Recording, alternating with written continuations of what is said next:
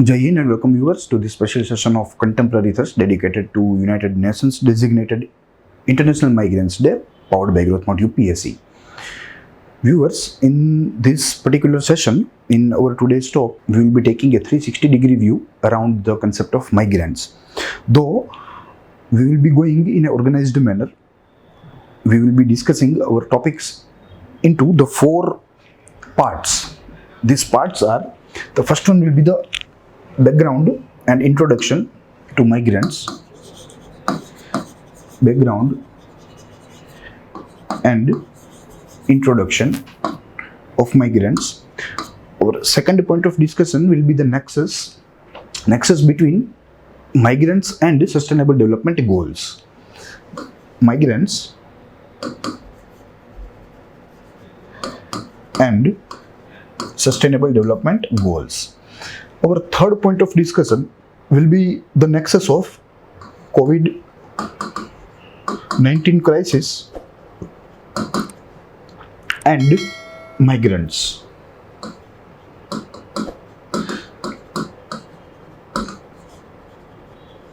And lastly, we are going to discuss a few reports which are published on the topic of migrants. Few reports on topic की आप कह लीजिए status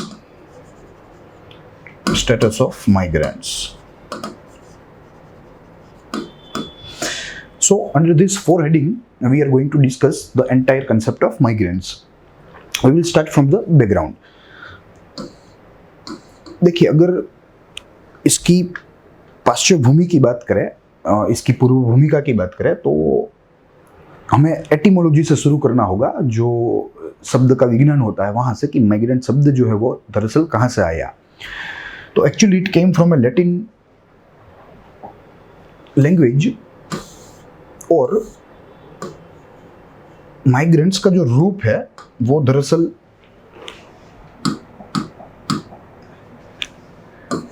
migration.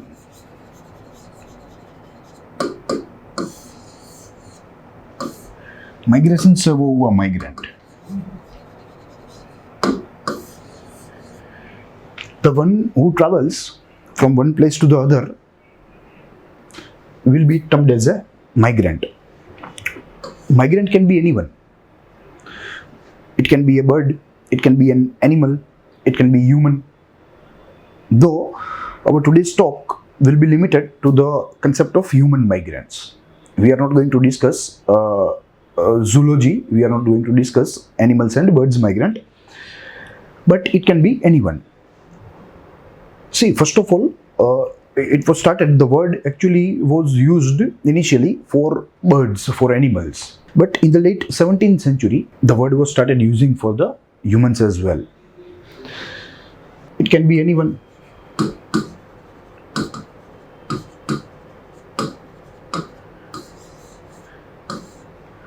And right now, we are actually experiencing two types of migration from the geographical point of view. The one is internal, and the other one is external, या आप कह लीजिए international.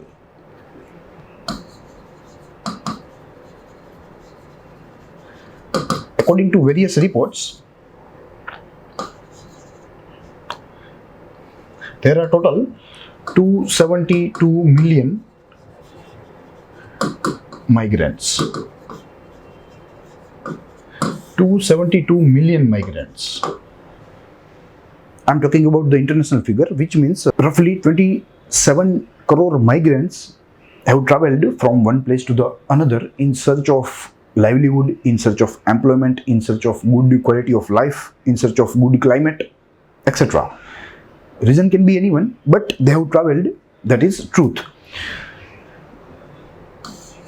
So this number is increasing, and with the advent of globalization, this number is increasing with a rapid pace. अगर corona के पहले के विश्व की बात करें, कोरोना पहले के आर्थिक विश्व की, तो ये जो स्थानांतरित लोग हैं, उन लोगों की संख्या बहुत ही बड़ी, और जब से भारत के संदर्भ में कह लीजिए या विश्व के संदर्भ में कह लीजिए, जब से भूमंडलीकरण बढ़ता गया, जहाँ जब से ग्लोबलाइजेशन बढ़ता गया, तब से इन माइग्रेंट्स की जो संख्या है वो भी निरंतर बढ़ती गई, वो भी सतत बढ़ती गई। It is a continuous increase हम लोग कह सकते हैं, मगर पिछले कुछ महीनों में, यानी कि पिछले साल से ही कह लीजिए, इन माइग्रेंट्स की संख्या में थोड़ी कमी नजर आई है। इन माइग्रेंट्स के सामने कई प्रकार की चुनौतियां जो है वो उत्पन्न हो गई है, जो पहले नहीं थी, मगर कोरोना पश्चात के समय में यह चुनौतियों का भी उद्भव हुआ है, जिसने इस माइग्रेंट्स की जो परिस्थिति थी वह परिस्थिति को और बदतर बना दिया। उन लोगों की जो आर्थिक परिस्थिति थी, उन लोगों की आर्थिक परिस्थिति को तहस नहस कर दिया इस कोविड ने। आर्थिक परिस्थिति के मुकाबले अब उनकी स्वास्थ्य परिस्थिति है वो भी जो है खराब होती जाएगी। उनका जो सामाजिक स्थान है समाज में, या सोशल स्टेटस कह लीजिए, वो भी डिग्रेड होगा, क्योंकि there is no more livelihood. ठीक है, तो कई सारी चुनौतियों का सामना यह माइग्रेंटों के द्वारा किया गया है इस कोरोना के जो है कहर से, जिसका जिक्र हम लोग आगे देखेंगे। जैसे हमारा सेशन जो है वो प्रोग्रेस करेगा, आगे हम लोग एक एक मुद्दे को देखना चाहेंगे। ठीक है, तो ये बात रही माइग्रेंट की, ये रही उसकी एटिमोलॉजी, जैसे मैंने बताया कि इट केम फ्रॉम लैटिन, और ऐसा भी कहा जाता है कि फ्रेंच भाषा की असर भी यह शब्द के ऊपर है। ठीक है, तो ये दो बातें हमें ध्यान में रखनी है। दूसरी बात, अगर माइग्रेंट डे की बात करें तो 1997 में कुछ एशियन माइग्रेंट्स, उन लोगों ने अपने आप ही एक माइग्रेंट डे मनाना शुरू किया। यह 18 दिसंबर को, मैं बात कर रहा हूं 1997 की। अपने आप ही वे लोग अपने समूह के लिए, अपने समुदाय के लिए, ये लोग एक ऐसा दिन जो है वो मनाने लगे। 18 दिसंबर ही क्यों इन लोगों ने तय की, ये बात हमें मालूम होनी चाहिए। तो कुछ ऐसा हुआ कि यूनाइटेड नेशन ने एक कन्वेंशन पारित किया, जो कि इन माइग्रेंट्स के परिवारों के हकों को बचाने के लिए था। यह जो रिजोल्यूशन था, यह जो ठराव था, ये इन लोगों को एक प्रकार से रक्षण दे रहा था, एक प्रकार से संरक्षित कर रहा था। तो ये जो यूनाइटेड नेशन ने कन्वेंशन पास किया वो था ईयर 1990। तो इसी की बदौलत 1987 से कुछ एशियन माइग्रेंट्स ने अपने आप ही 18 दिसंबर को यह दिन मनाने की शुरुआत जो है वो कर दी। फिर आगे चलकर यूनाइटेड नेशन के जनरल असेंबली को भी लगा कि भाई नहीं, माइग्रेंट्स की संख्या में तो जो है निरंतर बढ़ोतरी हो रही है और यह एक बड़े समुदाय का स्वरूप ले रहा है, तो क्यों ना हम इसे एक समर्पित दिवस ही डेजिग्नेट कर दें। तो उसी के तहत 18 दिसंबर को वर्ष 2000 में बहाली दे दी गई, और तब से 18 दिसंबर जो है वो एक अंतर्राष्ट्रीय माइग्रेंट दिवस के तौर पर मनाया जा रहा है। पिछले साल की जो थीम थी वो थी वी टुगेदर, #वी टुगेदर। हालांकि इस साल की जो थीम है वो अभी अनक्लियर है, उस पर अभी कोई जो है बात नहीं हो रही है, मगर 2019 की जो थीम थी वो थी #वी टुगेदर, यानी कि हम साथ साथ है, या हम सब साथ है। ठीक है, तो this was the background that how this particular day is observed, या it got designated as a International Migrants Day.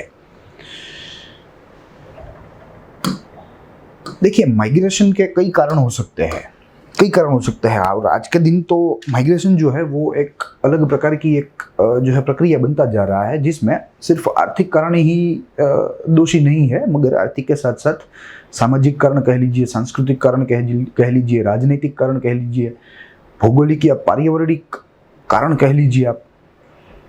ठीक है, ये सब जो फैक्टर्स है ये रोल प्ले कर रहे हैं, और किसी भी माइग्रेंट को या तो ये पुश कर रहे हैं, उसको धक्का दे रहे हैं माइग्रेशन करने के लिए, और या तो ये अट्रैक्ट कर रहे हैं, उसे खींच रहे हैं अपनी ओर।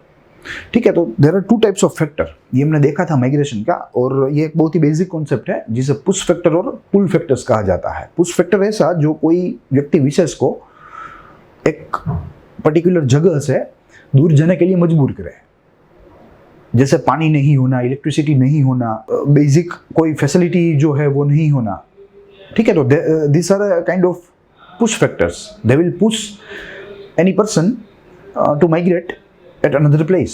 But there are some pull factors too. They attract the migrants towards them, which means good standard of living, 24 hours of electrification, 24 hours of tap water, potable water. So these are the things which actually pulls nice health facilities, nice educational facilities. ठीक है, तो there are two type of factors, pull factors and push factors, in which it could be a economic factor, it could be a social, it could be a cultural, political, geographical, environmental, जिसको आगे हम लोग एक तस्वीर की मदद से देखेंगे। हमें याद रखना है यहाँ सिर्फ दो चीजें, एक पुश फैक्टर हो सकता है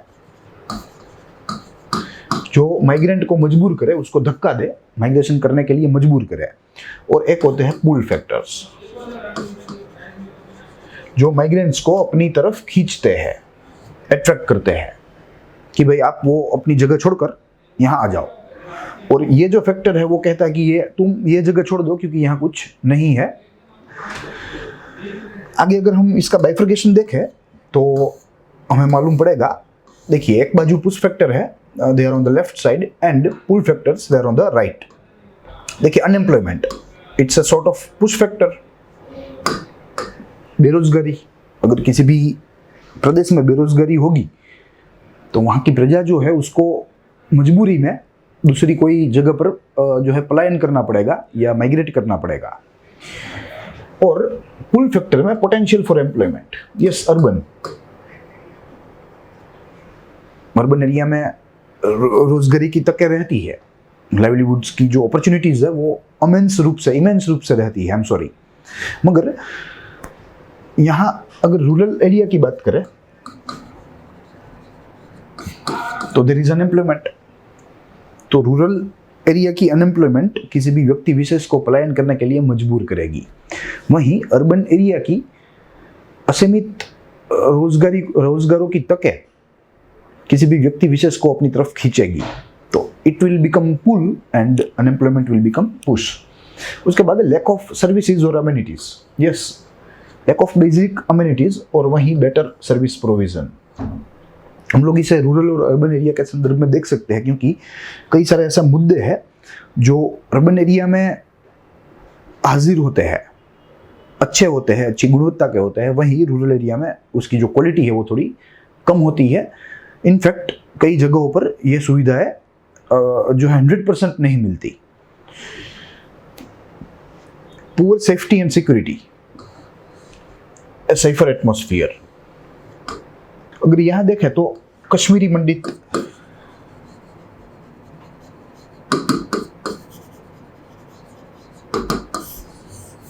the atmosphere was not safer for them, was not safe for them, so they were forced to migrate to a safer place.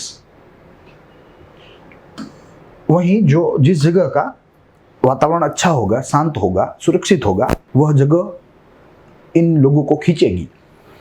जो लोग असुरक्षित क्षेत्र में रहते हैं, युद्धग्रस्त क्षेत्र में रहते हैं, तो it will be a pull factor. A safer atmosphere will be a pull factor, while lack of security, lack of peace will be a push factor. उसके बाद concerns about high crime rates, low crime rates. इसमें हम लोग गुजरात और बिहार का example ले सकते हैं, गुजरात और उत्तर प्रदेश का एग्जांपल ले सकते हैं। It is a safer place, तो it will pull migrants towards it, and their push factor, they will push migrants to leave the place and to transfer to the other. Crop failure, fertile land. This is a geographical, environmental. Drought, goods, food supplies. This is also geographical. Flooding, less risk of natural hazard. This is also geographical. Poverty, greater wealth or affluence. This is economic factor. यानी कि कहने का तात्पर्य यह है कि शुरुआती समय में क्या होता था कि सिर्फ आर्थिक कारण ही रहता था किसी भी व्यक्ति विशेष को एक जगह से दूसरी जगह जाने के लिए, जैसे खेती करने के लिए, या आप कह लीजिए कोई एक सूखे प्रदेश में से कोई एक व्यक्ति जो है ग्रीनलैंड में आए, ठीक है, कृषि करने के लिए, तो उसे इकोनॉमिक फैक्टर कहते थे। तो प्राचीन समय में ज़्यादातर जो पलायन होता था उसका कारण आर्थिक ही होता था।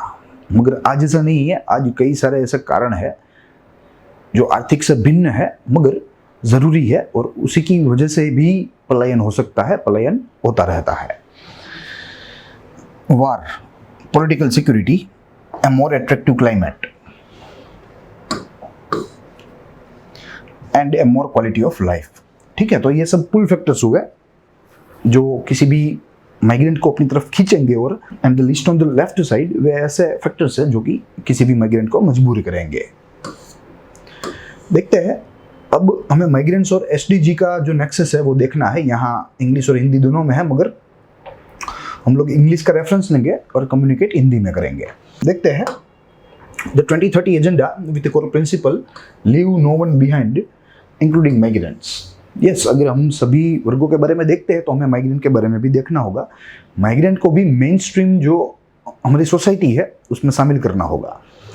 For sustainable development recognizes for the first time the contribution of migrants to sustainable development. Yes, सतत विकास, ये नई परिभाषा है विकास की, हमें सबको मालूम है। ये विकास ऐसा है कि पर्यावरणीय नुकसानी ना हो, किसी भी प्रकार की नुकसानी ना हो। पर्यावरणीय सिर्फ नहीं, किसी भी प्रकार की नुकसानी ना हो, ऐसा जो विकास हो सकता है उसे सस्टेनेबल डेवलपमेंट कह सकते हैं। और उसके लिए हमें ग्रीन एनर्जी के ऊपर जो है निर्भर रहना है, डिस्क्रिशनरी यूज ऑफ एनर्जी के बारे में सोचना है, जो संसाधनों का विवेकपूर्ण उपयोग है उसके बारे में हमें सोचना है। तो this is a sustainable development. तो अब इन लोगों का भी जो है सहकार होगा, हमें सहयोग होगा इस उद्देश्यों को प्राप्त करने के लिए, सतत विकास के। 11 of the 17 sustainable development goal contain targets and indicators that are relevant to migration or mobility. Yes, कुल 17 SDG है, जिसमें से 11 डेडिकेटेड है टू माइग्रेंट्स, डायरेक्टली और इनडायरेक्टली। डायरेक्टली नहीं होंगे मगर directly and indirectly as well.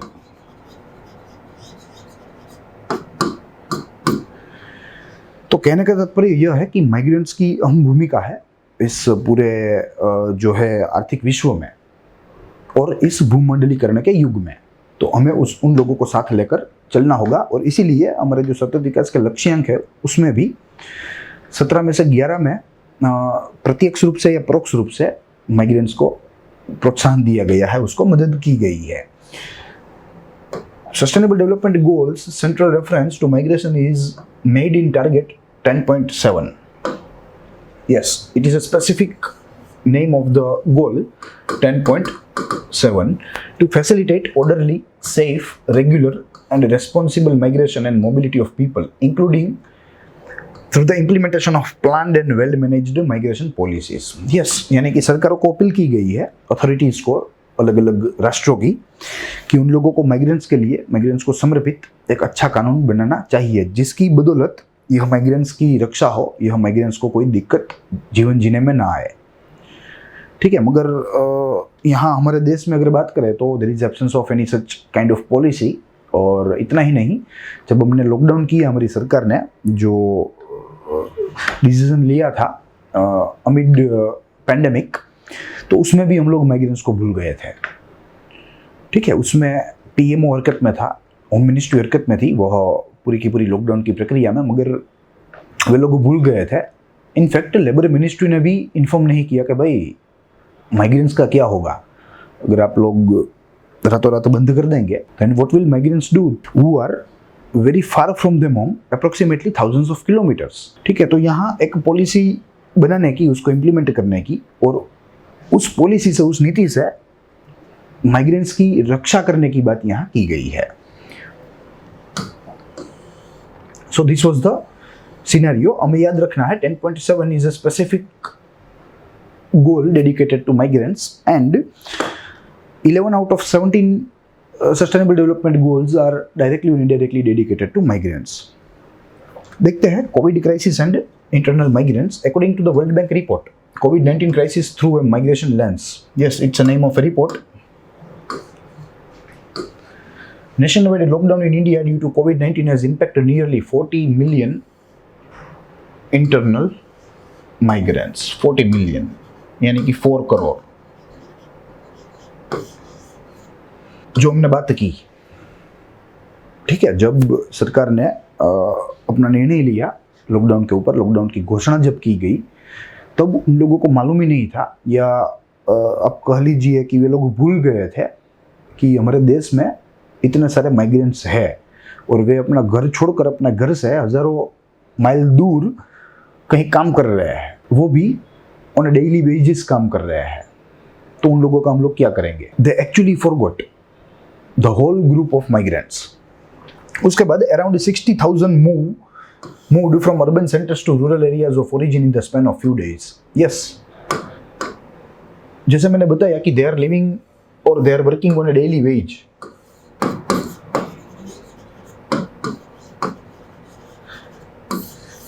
वे सुबह से शाम तक काम करेंगे और शाम को उसको पैसे दिए जाएंगे, उसकी मजदूरी दी जाएगी, उसके बाद वो खाना खरीदेगा। एवरीडे वो खाना खरीदेगा, एवरीडे वो थोड़ा सा तेल लेगा, एवरीडे वो थोड़ा सा राशन लेगा, एवरीडे वो थोड़े अन्य मसाले लेगा। ठीक है, तो कितना दिन वे सर्वाइव कर पाएंगे without work, without pay, and by far away from their home. ठीक है, तो कुछ मजबूर मजदूर थे, उन लोगों ने अपने घर तक की जो यात्रा है वो पैदल शुरू कर दी, क्योंकि नेशन वाइड लॉकडाउन था। There was no transportation, there was no any kind of transmission, there was no railway, nothing. ठीक है, तो उन लोगों ने पैदल अपने घर तक की यात्रा जो है वो शुरू की, अपने फैमिली के साथ, अपने सामान के साथ। The magnitude of internal migration is about 2.5 times of the international migration. Yes, 2.5 Guna internal migration is equal to 2.5 international migration. यानी कि इंटरनेशनल माइग्रेशन से 2.5 गुना ज्यादा माइग्रेशन इंटरनल है, आंतरिक है। और ये बात तो स्वाभाविक है, क्योंकि इंटरनेशनल माइग्रेशन जो है वो दरअसल महंगा होता है। अधिकतम जो वर्ग है समाज में वो उसे अफोर्ड नहीं कर पाता, और इसीलिए कहा जाता है कि इंटरनेशनल माइग्रेशन जो होता है वो दरअसल it's not triggered with poverty या ट्रिगर्ड बाय पॉवर्टी। उसमें कई सारे अन्य तथ्य है, अन्य फैक्टर्स है। क्योंकि पॉवर्टी होती तो वे इंटरनेशनल माइग्रेशन उसे जो है उसे अफोर्ड ही नहीं कर पाते हैं। ठीक है, तो ये एक जो है बात है, मगर यहाँ हमें समझना है कि internal migration is 2.5 of international migration.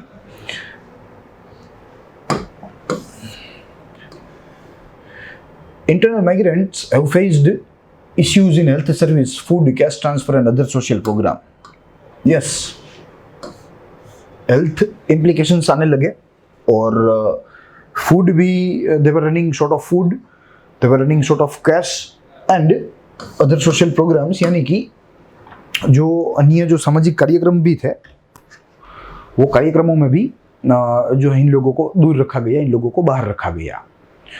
ठीक है, तो कुल मिला के इस लॉकडाउन की घोषणा ने अगर किसी वर्ग को सबसे ज्यादा परेशान किया हो तो वो वर्ग था माइग्रेंट्स का, जिसे हमारी केंद्र सरकार भूल ही गई थी। देखते हैं आगे।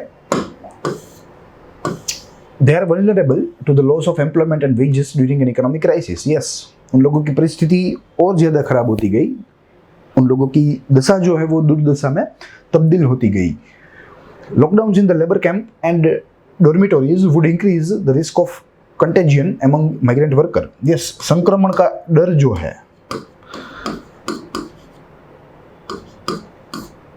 संक्रमण का डर बढ़ने लगा, क्योंकि ये सब लोगों को एक साथ ही रखा गया था, ऐसे किसी रिलीफ कैंप में या ऐसे किसी डॉर्मिटोरीज में। तो उन लोगों का साथ रहना अपने आप में ही एक जो है भयभीत करने वाली बात है, जैसे कोरोना के समय में करने वाली बात थी, I mean। ठीक है, तो उन लोगों में एक संक्रमण का डर जो था वो भी बड़ा था, मगर सरकार के द्वारा, सरकार के पास I mean कोई दूसरा चारा नहीं था इन लोगों की व्यवस्था करने के लिए। The state boundaries became the state of violent migrant police encounters as police resorted to beating migrants for having violated the lockdown orders। देखिए, ये परिस्थिति थी, और राज्य की जो सीमाएं होती है वह सीमा तक तो ये पहुंच गए, मगर वहाँ जो है कड़ा पहरा था, मूवमेंट ऑफ जो है व्हीकल्स को चेक करने के लिए, उसको रोकने के लिए। तो यहाँ मुठभेड़ हो गई पुलिस और माइग्रेंट्स के बीच में। इनफैक्ट जो राज्य की जो सीमाएं थी वह मुठभेड़ का केंद्र बन गई, प्रत्येक राज्य की सीमाएं, क्योंकि लॉकडाउन के ऑर्डर्स थे, उनको वायोलेट करने के लिए पुलिस जो है ये इन लोगों को मारने लगी। और कई सारे जो आप कह लीजिए कई सारी पीड़ाएं हैं, यातनाएं हैं, ये इन लोगों के द्वारा झेली गई थी पूरे के पूरे कोविड में या कोविड लॉकडाउन में। Thousands of them without any means of transport left to their villages back on foot, dying of starvation, fatigue and road accidents. Yes, ये परिस्थिति हो गई। हजारों की तादाद में ये जो मजदूर थे, परप्रांतीय मजदूर कहना इसे उचित रहेगा, तो ये सब परप्रांतीय मजदूर अपने घर तक जाने के लिए, घर तरफ जाने के लिए पैदल ही निकल गए, अपने सामान के साथ, अपने बच्चों के साथ, अपने परिवारों के साथ। और इस पूरी यात्रा में वे लोग बहुत ही हैरान परेशान हुए। उन लोगों की पीड़ा जो है वो एकदम जो है सतह पर आ गई थी, एकदम टॉप पर आ गई थी, जिसमें इन लोगों में भूख के कारण भी जो है कुछ मर गए, कुछ रोड एक्सीडेंट के कारण भी मर गए। दो on May 1st, 2020 the central government introduced special trains to take urban migrants back to their villages. Due to train cancellation and exorbitant fares, special trains brought little relief to urban migrants. Yes. फिर कई दिनों तक सोने के बाद केंद्र सरकार जो है वो अपनी नींद में से जगी और इन श्रमिकों को अपने गांवों तक पहुंचाने के लिए कुछ ट्रेनें जो है वो घोषित की। और उस ट्रेनों को श्रमिक ट्रेन नाम से जाना जाता है, मगर फिर भी उस श्रमिक ट्रेन के रेगुलेशन में, उसके ऑपरेशन में भी हमने कई सारी दिक्कतें देखी थी जो उस समय के न्यूज़ में आ रही थी। फिर भी इन ट्रेनों ने कुछ मदद की। हालांकि इस ट्रेन का जो किराया था, यह सेवा का, वो भी थोड़ा ऊंचा था, ज़्यादा था, मगर फिर भी 10-20% यह ट्रेनों ने फ़ायदा किया इन माइग्रेंटों को घर तक पहुंचाने में।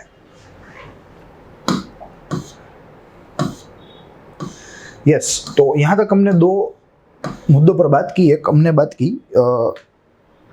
Migrants and sustainable development goals. हमने देखा कि कैसे माइग्रेंट्स जो है उनको अब सहभागी बनाना है सतत विकास के लक्ष्यांक को जो है प्राप्त करने के लिए, या अथवा उसके उद्देश्यों को प्राप्त करने के लिए। उसके बाद हमने कोविड-19 एंड माइग्रेंट्स की परिस्थिति देखी, जिसमें हमने भारत के संदर्भ में देखा, और वर्ल्ड बैंक के जो रिपोर्ट थे उसको हमने आधारभूत बनाया, उस पर हमारी चर्चा हुई।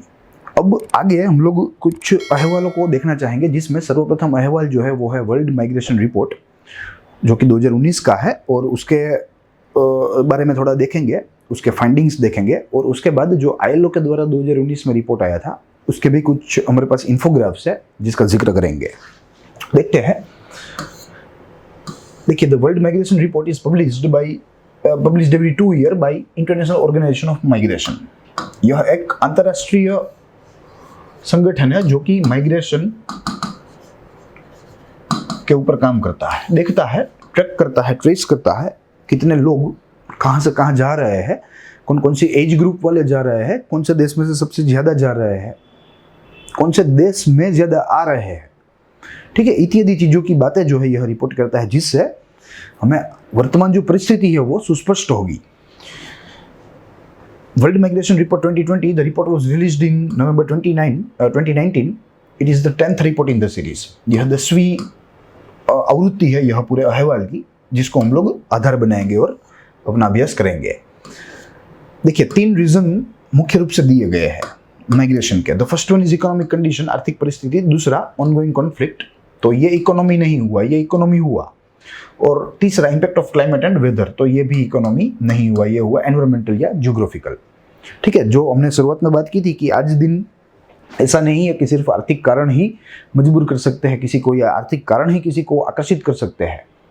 आज कई ऐसे कारण हैं जो बिना आर्थिक है और जो है पलायन को मजबूर भी बनाते हैं, पलायन को आकर्षित भी बनाते हैं। देखते हैं की findings. Number of international migrants globally as of 2019 is 272 million, which is 3.5% of world population. Yes, 3.5%, and they are growing continuously. अगले 10 वर्षों में ये हो जाएंगे 7 to 8%. 52% of them are male, 48% are female, and 2/3 being labor migrants. कुल इतने migrants है जिसमें से यह लेबर माइग्रेंट्स है. They are for economic purpose. Out of 272 million, 2/3 are laborers, while other are any kind of professionals. Share of children in migration dropped from 16 to 13.9%.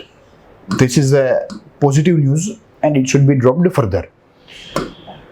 Largest number of migrants, country of origin. Yes, India have the largest number of migrants and they are 17.5 million. We have seen our internal migrants 40 million. ठीक है, तो इतनी सारी तादाद में भारत से हमारे जो लोग हैं वे काम की तलाश से या अन्य कोई अच्छे स्टैंडर्ड ऑफ लिविंग की तलाश में, अच्छी हेल्थ सुविधाओं की तलाश में विदेश जाते हैं और अंतर्राष्ट्रीय पलायन जो है उसको और ज़्यादा गहरा बनाते हैं. दूसरे नंबर पर मेक्सिको है. मेक्सिको से भी कंसिडरेबल लोग जो है वे जाते हैं बाहर के देशों में रोजी रोटी के लिए या अन्य कोई उद्देश्य के लिए. और चाइना में से भी कई लोग यूएस जाते हैं, यूरोप जाते हैं, कनाडा जाते हैं. Top destination country is US. Yes, top destination country. पूरी दुनिया भर से जो माइग्रेंट्स है वे यूएस जाने को पसंद करते हैं. यूनाइटेड स्टेट्स उन लोगों के पहले प्रेफरेंस में रहता है, तो इसी की वजह से it is a top destination country with 50.7 million migrants. Top 3 remittance recipients में भी इंडिया प्रथम है. रेमिटेंस हमें मालूम है कि विदेश से कमाया हुआ पैसा किसी भी भारतीयों के द्वारा, भारतीय मूल के व्यक्ति के द्वारा विदेश में कमाया हुआ पैसा और उसको वो जब भारत में ट्रांसफर करे अपने फैमिली अकाउंट में या अपने ही अकाउंट में, then it is called remittance. तो भारत में सबसे ज़्यादा आता है क्योंकि हमारे सबसे ज़्यादा लोग बाहर है, बाहर काम धंधा कर रहे हैं, व्यवसाय कर रहे हैं, वहाँ से पैसा कमा रहे हैं और भारत में भेज रहे हैं. तो 78.6 billion USD. तो ये हमारे फॉरेन एक्सचेंज के लिए भी बहुत ही अच्छा है. फॉरेन एक्सचेंज के लिए बहुत ही अच्छा है. यह पूरी की पूरी हमारी जो रिजर्व है फॉरेन एक्सचेंज की उसको स्वस्थ बनाने में मदद करता है. दूसरे नंबर पर चाइना है जो ज़्यादा मात्रा में रेमिटेंस रिसीव करता है but not more than India. और तीसरे नंबर पर मैक्सिको है. टॉप 3 रेमिटेंस इश्यूइंग कंट्रीज में सबसे प्रथम यूएसए है. यस, दुनिया भर के लोग यूएसए में काम धंधा करते हैं, व्यवसाय करते हैं और वहाँ से जो अपनी जो कमाई है वो कमाई अपने जो है मातृ देश में भेजते हैं. उसके बाद यूएई और तीसरा है Saudi Arab. Bangladesh has the largest number of stateless population. Yes, which means refugee. They are not citizen but they are came illegally, they are came forcefully. और अपनी अशांत जगह से निकलने के लिए वह किसी शांत जगह पर जाते हैं तो ऐसे लोगों को रेफ्यूजी कहते हैं. They are illegal. देखिए, रेफ्यूजी वायोलेंट ही होते हैं ऐसा नहीं होता. रेफ्यूजी शांत भी होते हैं. हमारे प्राचीन समय में गुजरात के नवसारी बंदर पर जो पारसी कम्युनिटी आई थी, पारसी लोगों के समुदाय के जो लोग आए थे वे लोग भी रेफ्यूजी ही थे but they were non violent. ठीक है, तो refugee is equal to violent वो कहना उचित नहीं है. Refugee is equal to peaceful भी हो सकते हैं. और बांग्लादेश में रोहिंग्या मुख्य है यह रेफ्यूज के समुदाय में. और रोहिंग्या जो है वे एक हिंसक समूह है. Origin and host of largest number of refugees में सीरिया है सर्वप्रथम, आज का मोस्ट वायोलेंट प्लेस, क्योंकि यह एक युद्ध क्षेत्र है और इसी की वजह से यह एक अशांत क्षेत्र है आज के दिन. और इसीलिए यहाँ से लाखों की तादाद में जो लोग हैं वे बाहर के देश जाने के लिए तत्पर होते हैं, मजबूर होते हैं. दूसरा है तुर्की. Canada is the largest refugee resettlement country even more than US. Yes, Canada में भी कनाडा ने बहुत सारे रेफ्यूजियों को अपने आप में संभाल लिया है, बहुत सारे रेफ्यूजियों को, जिसमें उसका क्रम यूएस से भी ज़्यादा है. immigrants tend to have higher entrepreneurial activity compared to the natives. America और कनाडा दोनों में ऐसा है, जो इमिग्रेंट्स आते हैं दूसरे देश से आने वाले जो लोग हैं वे ऐसे उद्यमी कार्यक्रमों में, उद्यमी प्रवृत्तियों में जो है वे क्रियाशील है, ज़्यादा क्रियाशील है in comparison to the natives. वहाँ के जो नेटिव्स है उन लोगों को काम नहीं करना, या आप कह लीजिए छोटा मोटा काम करके वे लोग अपना थोड़ा बहुत पैसा कमा लेते हैं। उन लोगों की कोई एस्पिरेशंस नहीं होती, उन लोगों की कोई जो है महत्वाकांक्षा नहीं होती, और इसीलिए हमारे लोगों के द्वारा, हमारे जैसे इमिग्रेंट्स के द्वारा वहाँ एंटरप्रेन्योरल एक्टिविटी के ऊपर कब्जा हो गया है। हमने उन एक्टिविटी, उन प्रवृत्तियों के ऊपर प्रभाव जमा दिया है। हालांकि यह एक अलग सा विषय है, हमें यहाँ बात नहीं करनी है वरना हमारा विषयांतर हो सकता है। किसी और समय मौका मिला तो इस मुद्दे पर जरूर चर्चा करेंगे कि क्यों ऐसा हो रहा है, why there is unbalance between the immigrants and native in specially in Canada and USA. तो जब मौका मिले तो उसके बारे में बात करेंगे, मगर यहाँ हम लोग अपनी जो लाइन है यह उसको जो है नहीं छोड़ेंगे, इसी के मुताबिक ही देखेंगे। ठीक है, तो ये पूरा का पूरा वर्ल्ड माइग्रेशन रिपोर्ट था जो कि इंटरनेशनल ऑर्गेनाइजेशन ऑफ माइग्रेशन के द्वारा घोषित किया गया था, उसके द्वारा जारी किया गया था। अब इंटरनेशनल लेबर ऑर्गेनाइजेशन, ये भी एक यूनाइटेड नेशन की ही विंग है, ये भी लेबर के अफेयर्स देखती है अंतर्राष्ट्रीय स्तर पर, और इसी ने 2019 में एक रिपोर्ट प्रदर्शित किया था जिसके कुछ इन्फोग्राफ्स हमारे पास है। उस इन्फोग्राफ से हम लोग कुछ माहिती जो है वो निकाल सकते हैं। देखिए, सर्वप्रथम distribution of migrant workers by broad sub region, 2017 के आंकड़े हैं हमारे पास। हालांकि रिपोर्ट 2019 का है, मगर इसमें जो आंकड़ों की बात हुई है वो 2017 के है। देखिए, यह सब रीजन्स दिए गए हैं। डिस्ट्रीब्यूशन ऑफ माइग्रेंट वर्कर, सबसे ज़्यादा इसमें 24% के करीब जो वर्कर्स है वे नॉर्दर्न, साउदर्न और वेस्टर्न यूरोप में है। फिर 23% which means a green portion they are in northern America. उसके बाद 13.9 जो कि ब्लूइश रंग का है वो लैटिन अमेरिका और कैरेबियन की बात कर रहे हैं। अगर भारत के स्थान की बात करें तो भारत का स्थान साउदर्न एशिया में है। तो साउदर्न एशिया में जो पीला कलर है मात्र 4.5%। यहाँ माइग्रेंट वर्कर्स जो है वो बहुत ही कम है, क्योंकि यहाँ अपॉर्चुनिटीज कम है, डेवलपमेंट कम है। अब देखिए, जहाँ जहाँ माइग्रेंट्स की संख्या ज़्यादा है वो 100% विकसित देश ही होगा, तभी तो माइग्रेंट्स वहाँ अट्रैक्ट होंगे ना, तभी तो वहाँ का जो विकास है, तभी तो वो इन माइग्रेंट्स को पुल करेगा अपनी ओर आकर्षित करेगा कि भाई यहाँ हो, आपको समृद्धि मिलेगी, आपको अच्छा जीवन मिलेगा, आपको शांतिपूर्ण जीवन मिलेगा और ढेर सारा आपको पैसा मिलेगा। ठीक है, तो दिस इज द नेक्सस। देखते आगे, कई सारे हैं। और दूसरी बात, ये रिपोर्ट इजीली अवेलेबल है ILO की वेबसाइट के ऊपर, तो आप लोग देख सकते हैं इन अ डिटेल्ड फॉर्म। यह 8 पेज का पूरा अहवाल है, बहुत ज़्यादा बड़ा नहीं है, मगर इसमें से हमने सिर्फ जो इन्फोग्राफ्स है उसको निकालकर उसके ऊपर देखने की बात की है। आप लोग देख सकते हैं, it's easily available on internet.